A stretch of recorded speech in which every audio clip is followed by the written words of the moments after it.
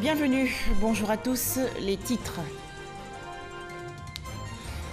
Le gouvernement ivoirien va poursuivre la réforme de l'état civil, annonce faite hier à l'issue du Conseil des ministres présidé par le chef de l'État Alassane Ouattara. La réunion a aussi planché sur d'autres questions.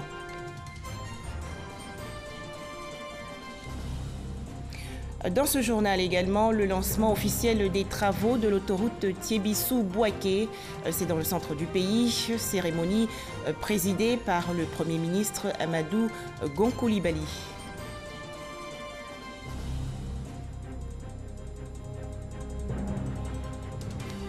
Enfin, Mouhamadou Bouhari en guerre contre Boko Haram. Le président du Nigeria s'est rendu hier à Maïdougouri, fief des combattants islamistes.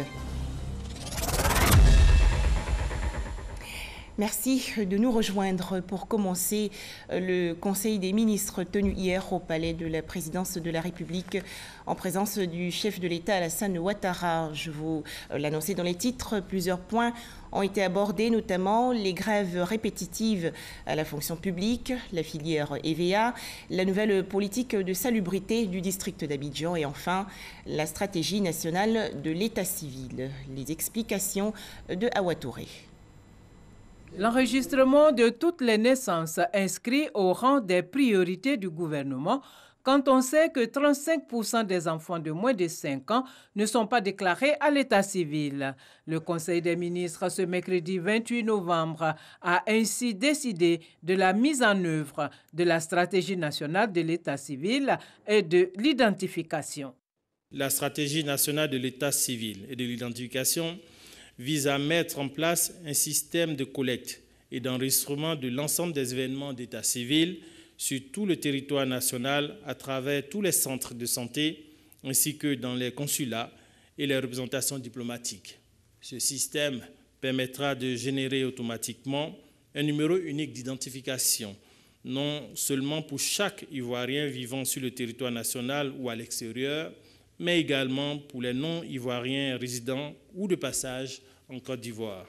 Le gouvernement a également fait le point sur la situation des revendications sociales dans le secteur public. Le gouvernement, dans le souci d'améliorer les conditions de vie des fonctionnaires, a procédé au déblocage des salaires depuis 2014 et a pris la décision de payer à 100% les mesures actées qui étaient partiellement payées depuis 2009. À ce jour, toutes les évaluations du processus sont relevées et saluer les efforts fournis par le gouvernement relativement au respect de ses engagements estimés à 200,8 milliards de francs CFA par an. Bien qu'ayant bénéficié de tous ces acquis du protocole d'accord portant trêve sociale, notamment le paiement du stock des arriérés, la bonification indiciaire, certains syndicalistes entendent remettre en cause les clauses de la dite trêve dans laquelle ils se sont engagés de façon claire et sans ambiguïté. Devant cette situation, sans toutefois rompre la voie du dialogue, le Conseil a arrêté les mesures suivantes. 1. Le rejet catégorique de toutes les revendications à caractère financier pouvant impacter le budget de l'État. 2. L'application des dispositions légales et réglementaires et suspension du bénéfice des acquis de la trêve sociale pour tous les secteurs dont les syndicats d'agents ne respectent pas leurs engagements. Dans le cadre de la réduction des émissions de gaz à effet de serre, la nouvelle politique de propreté de la ville d'Abidjan bientôt lancée. Depuis le début du mois de novembre, le Centre de valorisation et d'enfouissement technique de Kosciuin reçoit environ 30% de l'ensemble des déchets produits sur le territoire du district d'Abidjan et ce centre sera complètement ouvert à la date de la fermeture officielle de la décharge publique d'Akwedo. Prévu pour démarrer le 15 décembre 2018, le jour de la cérémonie officielle de lancement de la politique nationale de propriété dans l'agglomération d'Abidjan, le processus de fermeture de la décharge publique d'Akwedo donnera naissance à un grand parc urbain de plus de 150 hectares. Face à la chute continue des cours mondiaux de l'EVA depuis 2012, des mesures d'appui à l'amélioration des performances de cette filière ont été prises. L'appui à l'accroissement par les opérateurs eux-mêmes de la capacité nationale d'usinage en vue d'absorber toute la production locale. Cet appui se fera à travers des conventions spécifiques d'investissement avec l'État, prenant en compte l'octroi de crédits d'impôt sur une période maximale de 5 années. La prorogation de l'arrêté portant conditions d'exportation des fonds de tasse, l'appui à la mise en place d'un collège des producteurs en vue de la constitution de l'interprofession EVA. Le Conseil des ministres a par ailleurs adopté un projet de loi portant régime juridique de la communication publicitaire. Il s'agit ici d'encadrer le contenu et les messages publicitaires à travers la mise en place d'un cadre global et unique de régulation du secteur de la publicité. Ce jeudi est un grand jour pour les populations du centre du pays. En effet, le Premier ministre Amadou Gon Coulibaly procède au lancement officiel des travaux de l'autoroute Tiébissou-Bouaké. Cette infrastructure longue de 95 km sera réalisée en 36 mois.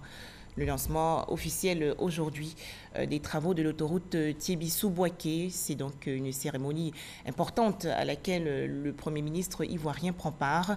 Amadou Gon Coulibaly dit sa joie ce jeudi.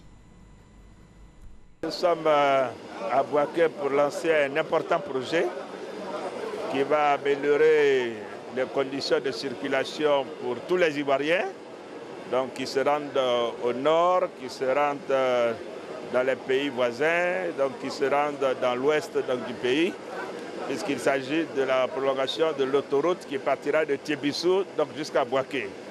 C'est un projet qui a attendu de longue date et conformément aux engagements qui ont été pris par le chef de l'État. Donc aujourd'hui nous allons lancer ce projet. Vous vous souviendrez que l'année dernière, nous avions lancé le tronçon Yamoussoukro-Tiébissou qui est en cours d'exécution et nous verrons donc lancer ce tronçon qui viendra donc s'ajouter à la réhabilitation de la route qui va de Bouaké jusqu'à Ferkessé-Dougou, sachant que la route de Ferkessé-Dougou à Wangolo-Dougou, elle est déjà réhabilitée. Donc c'est une bonne nouvelle pour les populations ivoiriennes, une bonne nouvelle pour les populations de l'ensemble du centre de la Côte d'Ivoire. L'autoroute Tiébissou-Bouaké est bientôt entièrement rénovée. C'est aussi la fin du calvaire pour les automobilistes et les populations. Ils expriment leur satisfaction au micro de Léon Brou de RTI Bouaké. National A3, route d'Abidjan au pays de l'Interland. Le tronçon Tiébissou-Bouaké, 65 km, maintes fois réhabilité, mais toujours dégradé. Il y a assez de trous. Il faut qu'on fasse attention en roulant. On ne peut pas faire une certaine vitesse aussi. Chaque fois, il y a accident. Et ce n'est pas ici seulement. Ce mauvais état de la route, pas seulement une peine pour les usagers. C'est un frein à l'économie nationale et sous-régionale. Tout le trafic qui part d'Abidjan, par exemple, pour le nord de la Côte d'Ivoire, ça passe par Tiébissou-Bouaké. C'est la colonne vertébrale de la Côte d'Ivoire. Si cette route-là est bloquée, le port ne sera pas compétitif. Que l'État utilise plutôt de l'argile, mélangé du gravier, et puis bien bétonner ça. On pense que ça va tenir par rapport au goudron qui est utilisé là. Côté gouvernement, solution pérenne. Réhabilitation complète du tronçon Tiébissou-Bouaké dans le cadre du nivellement de la nationale A3. Cerise sur le gâteau, prolongement de l'autoroute de Tiébissou à Bouaké. Toutes les agglomérations déviées par l'autoroute, inquiétude pour certains riverains, pour d'autres, aucun inconvénient. On ne va pas gagner client pour payer marchandises qu'on vend. Moi, personnellement, ça m'arrange. Puisque mon village se trouve près de l'autoroute. Toutes les grandes villes vont y atterrir par des échangeurs. À Bouaké, ce bitume additionnel et les dizaines de kilomètres déjà offerts par le président Alassane Ouattara sonnent l'émergence. La route fait le développement d'un pays. La route fait que le transporteur aussi, il devient un vrai transporteur. On est très content. J'ai déjà même appelé tout, Bémi, Sakassou, Katola, Dabakala, j'ai appelé tous les transporteurs demain pour une mobilisation totale. Jeudi 29 novembre 2018, le Premier ministre Amadou Gon Coulibaly lance à Bouaké les travaux de l'autoroute Tiébissou-Bouaké. 95 km à réaliser en 36 mois pour 158 milliards de francs CFA d'investissement. On poursuit avec cette information donnée par la compagnie ivoirienne d'électricité. La CIE annonce que suite à un accident de la circulation sur le tronçon Mans-Danané, un pylône de réseau haute tension sur lequel sont accrochées les lignes transportant l'électricité a été percuté par un camion. Cet accident a ainsi occasionné l'interruption de la fourniture de l'électricité dans les villes et localités environnantes de Mans, Danané, Toulepleu, Guiglo, Biancouma, Bangolo et Logoualé. Direction le corridor de Noé, à la frontière du Ghana. Les commerçants et douaniers sont à couteau tiré depuis le 1er novembre dernier. La raison, les commerçants refusent de se conformer au mode d'évaluation prévu par la réglementation en vigueur. Plus de 100 camions sont donc ainsi abandonnés le long du bitume. Le point avec Lanciné Bakayoko. À la fin de la crise post-électorale et en raison du manque d'infrastructures dans les bureaux frontières, les douanes ivoiriennes avaient autorisé, à la demande des opérateurs économiques, une évaluation au forfait selon la taille des véhicules et la nature des marchandises passant par les bureaux frontières. Une mesure que les douanes ont décidé d'annuler depuis le 1er novembre, non seulement pour régulariser les procédures, mais surtout pour sécuriser les recettes. Une décision précipitée et unilatérale aux conséquences désastreuses selon les commerçants. Un accord depuis 2011. Subitement, vous nous appelez dans le mois de juillet pour dire que bon, voilà, on va mettre fin à ça. Le nouveau tarif, les gens ne peuvent pas. Résultat, plus de 152 camions remplis de marchandises abandonnés au corridor de Noé. Selon les propriétaires, l'évaluation des frais de dédouanement à partir de la valeur transactionnelle que la douane veut remettre en selle entraînerait également une augmentation des droits et taxes non prévus par les opérateurs économiques lorsqu'ils passaient les commandes. Rien que du dilatoire, loin de la vérité. Les différents acteurs ont été bel et bien informés. Il s'agit juste d'un problème de civisme fiscal. Des opérateurs qui refusent de se soumettre à la loi fiscale, à la loi douanière, et qui refusent que les marchandises soient dédouanées suivant la valeur dite transactionnelle. La méthode de la valeur transactionnelle est le mode d'évaluation qui prend en compte le prix effectivement payé ou qui sera payé et qui est consigné en général sur la facture d'achat sous réserve que ce prix ne soit pas contestable. Un dispositif appliqué à double vitesse au dire des commerçants. Pendant que Noé est bloqué, mais d'autres frontières, les marchandises passent. Comme Takikoro, comme Niablé. Il ne faut pas faire deux poids, deux mesures. C'est pour ça qu'il y a un blocage. Sur ce point, l'administration douanière assure que c'est tout le territoire douanier qui est concerné par la réglementation en vigueur. Qu'ils acceptent de venir dédouaner les marchandises suivant la valeur transactionnelle, laquelle valeur transactionnelle s'applique aux opérateurs qui passent par le port d'Abidjan, laquelle valeur transactionnelle s'applique aux opérateurs qui passent par l'aéroport d'Abidjan, laquelle valeur transactionnelle désormais s'appliquera à tout opérateur qui se présentera à un bureau de douane ivoirien, que ce soit Noé, que ce soit Takikoro, Niablé, Wangolo, Pogo, Sipilou, partout où un opérateur économique se présentera au bureau de douane, il se verra appliquer la valeur dite transactionnelle. Pour rappel, l'objectif annuel assigné au bureau de douane de Noé est de 26,6 milliards de francs CFA. Pour ce mois de novembre, ce sont 2 milliards de francs CFA de recettes qui sont attendus. Malheureusement, au 25 novembre, ce sont seulement 400 millions qui ont été mobilisés, soit un manque à gagner de 1,5 milliard de francs CFA. Fin des travaux de la 9e conférence internationale sur la facilité des affaires. Cette rencontre s'est tenue dans le district d'Abidjan. Les experts africains ont formulé des recommandations pour avoir un climat totalement assaini. On en parle avec Cheikh Koné. La 9e conférence internationale sur la facilité des affaires n'a pas dérogé à son esprit de partage d'expériences et de bonnes pratiques. Les 300 experts de haut niveau de différents pays présents à ces assises ont exprimé les attentes du secteur privé africain. au nom de celle-ci l'adoption d'approches intégrées de mise en œuvre des réformes entre les pays africains, la mise en place d'outils et instruments de suivi et évaluation des impacts réels de ces réformes, le renforcement du dialogue public-privé, la recherche de modes de financement des PME et l'instauration d'un cadre favorable au développement de solutions alternatives telles que les capital risques et les business angels. Pour les autorités compétentes, ces recommandations seront prises en compte dans l'élaboration de stratégies communes.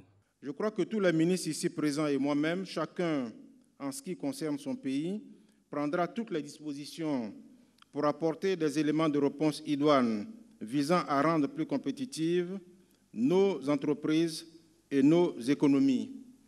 Les participants venus d'une trentaine de pays ont salué la qualité des échanges.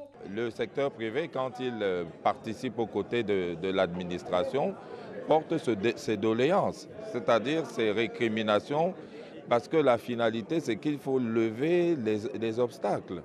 Et évidemment, la partie gouvernementale est à l'écoute.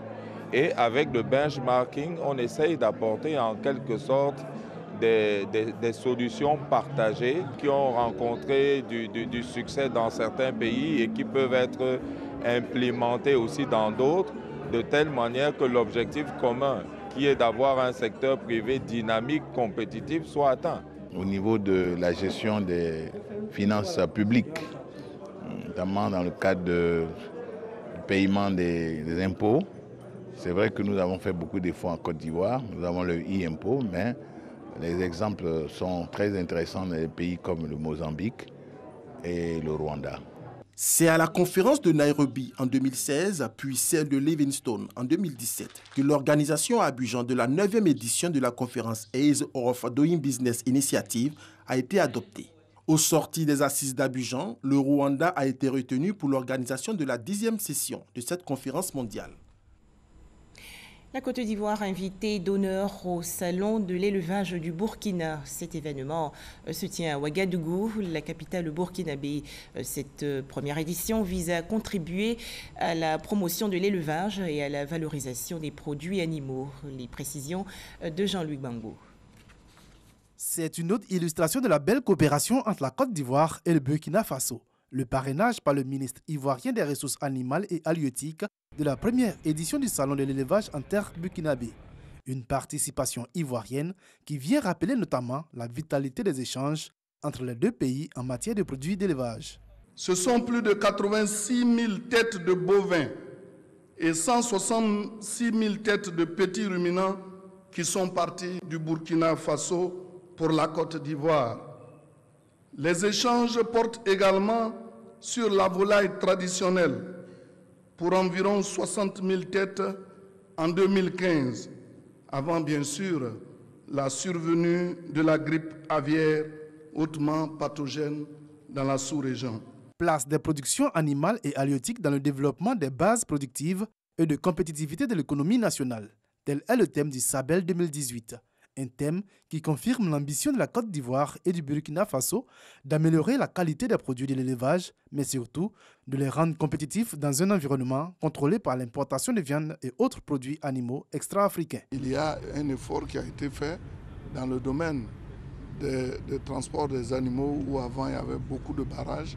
Ces barrages pratiquement n'existent plus et tous les faux frais ont été supprimés pour ne pas alourdir vraiment le travail de ceux qui viennent nous aider dans le domaine de la commercialisation du bétail. Il est important que ces secteurs qui valorisent et l'emploi, qui valorisent et également l'amélioration des conditions de vie, soient un secteur qui soit valorisé. Ce salon qui referme ses portes le 1er décembre prochain veut formuler des réponses adaptées aux défis qui se présentent en Afrique en matière d'élevage et d'halieutique. La Côte d'Ivoire y partagera sa riche expérience dans le domaine de la pisciculture. Une toute autre rencontre à présent, il s'agit du 4e Salon international de la géomatique. Les travaux se déroulent dans la commune du Plateau. Cette rencontre vise à favoriser une synergie d'action des acteurs du secteur dans la lutte contre les changements climatiques. Les détails avec Grace Kando. Cet équipement est un drone conçu pour la cartographie et l'agriculture. Il permet de survoler des milliers d'hectares, détecte et donne des informations sur les éventuelles anomalies au niveau de la production. Ces drones peuvent nous permettre aujourd'hui d'aider les firmes agricoles à faire donc, tout ce qui est évaluation au niveau de leur plantation. Et supposons que vous avez dans une plantation une inondation, on peut de façon rapide lancer un drone agricole pour pouvoir faire une prise de vue et détecter de façon précise les endroits sinistrés. La 4e édition du Salon international de la géomatique est aussi le lieu pour les exposants de présenter des outils et équipements technologiques permettant de lutter efficacement contre les changements climatiques à travers la maîtrise des données. Ces équipements servent entre autres à combattre les feux de brousse, le gaspillage des ressources en eau et en agriculture, la sauvegarde de l'environnement et des forêts. Avec la télédétection, les imageries satellitaires disponibles que nous avons pu mettre sur pied grâce à ceux qui réalisent ce salon, c'est le CNTIG et un appui de l'AFD, pour pouvoir mettre à disposition de tous les utilisateurs de la Côte d'Ivoire un outil capable de pouvoir donner des informations sur l'état de la couverture forestière. Des expositions qui séduisent des étudiants venus s'imprégner de ces technologies. Nous avons visité quelques stands, nous avons vu un peu le fonctionnement de quelques appareils. Je pense que cela m'est profitable puisque demain je suis amené à exercer dans le domaine. Le Salon international de la géomatique accueille plus de 1000 visiteurs et 30 exposants. Les changements climatiques, justement, au centre du document de la stratégie nationale de réduction des risques de catastrophe. Le ministère de l'Environnement et du Développement durable, appuyé par le programme des Nations Unies pour le développement, a organisé une rencontre. Les précisions de Walter Amadou Ouattara. Le changement climatique et ses conséquences constituent de réelles préoccupations pour le monde entier. En Côte d'Ivoire, la fréquence des épisodes d'inondation ne cesse de croître. Le gouvernement a choisi de faire de la prévention une priorité. Cela passe par la révision de la stratégie des risques de catastrophe. Ainsi, le ministère de l'Environnement et du Développement durable, à travers la plateforme nationale de réduction des risques et de gestion des catastrophes, a décidé de mener en 48 heures des réflexions afin d'élaborer un diagnostic plus large et valider les dispositions adaptées au contexte actuel. Pour être conforme au cadre d'action de SANDE 2015-2030, le secrétariat exécutif a trouvé normal d'engager cette démarche de consultation afin de pouvoir aboutir à un document consensuel qui puisse vraiment prendre en compte toutes nos préoccupations actuelles. Le PNUD a mis à la disposition de la plateforme nationale un expert international. Il a pour rôle de contribuer à la finalisation du document de stratégie qui sera validé par le gouvernement. Il faut que les populations connaissent les risques auxquels elles sont exposées.